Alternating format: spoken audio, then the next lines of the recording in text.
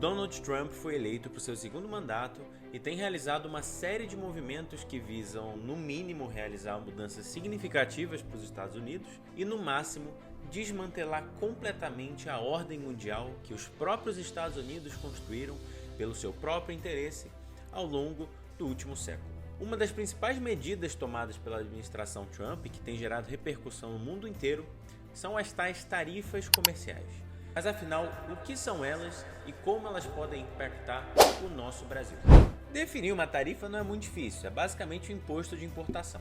Então, se você está aqui no Brasil e você quer comprar um produto que vem de outro país, você precisa pagar uma série de taxas, entre as quais pode estar uma tarifa.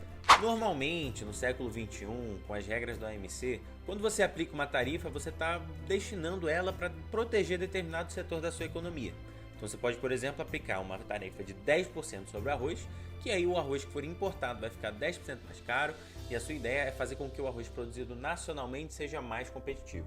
Esse sistema tem como princípio o multilateralismo, ou seja, se você vai aplicar uma tarifa para determinado país, essa mesma tarifa vai ser aplicada para todos os países membros da OMC. Por que então que essa medida do Trump gerou tanta controvérsia? Pois bem, nesse dia 2 de abril, quarta-feira, o Trump anunciou o Dia da Liberação, o Liberation Day. O que ele fez foi basicamente aplicar uma tarifa base mínima de 10% para todos os produtos de qualquer tipo importados de todos os países dos Estados Unidos, com a diferença de que alguns países receberam taxas maiores do que essa base de 10%.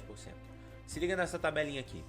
Essa tabela mostra as taxas que foram aplicadas pelos Estados Unidos.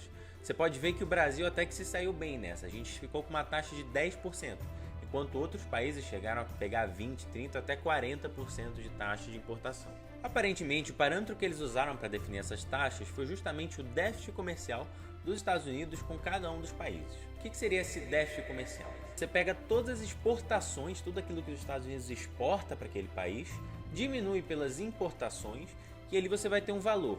Esse valor se chama balança comercial.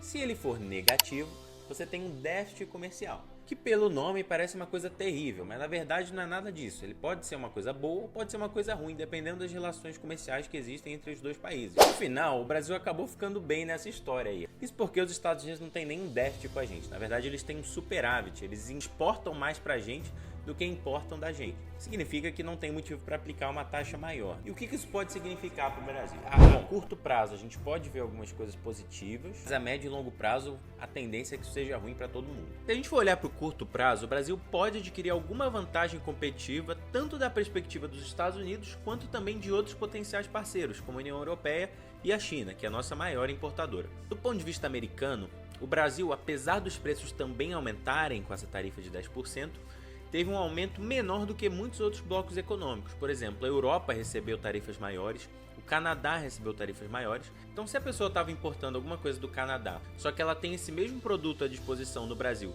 por um preço menor, devido à tarifa menor, essa pessoa pode priorizar o mercado brasileiro.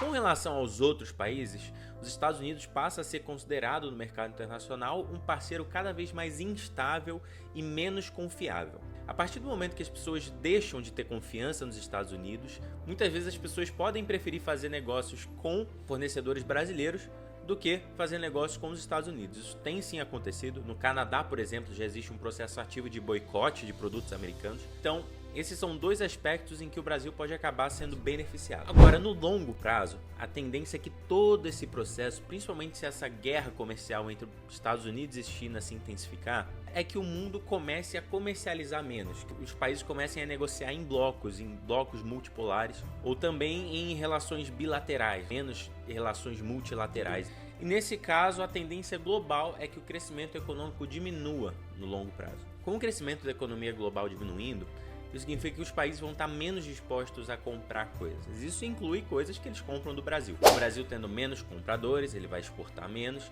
Isso tende a gerar uma diminuição do crescimento econômico brasileiro também, olhando, é claro, para o longo prazo, e muitas coisas podem alterar essa dinâmica. Esse é um momento muito instável, com muitas incertezas, muitas oportunidades surgindo para diferentes países, mas também que exige muita cautela e prudência. Nesse momento, sinceramente, é melhor o Brasil ficar longe dessa briga de cachorro grande e aproveitar o fato de que a nossa tarifa não foi tão grande assim.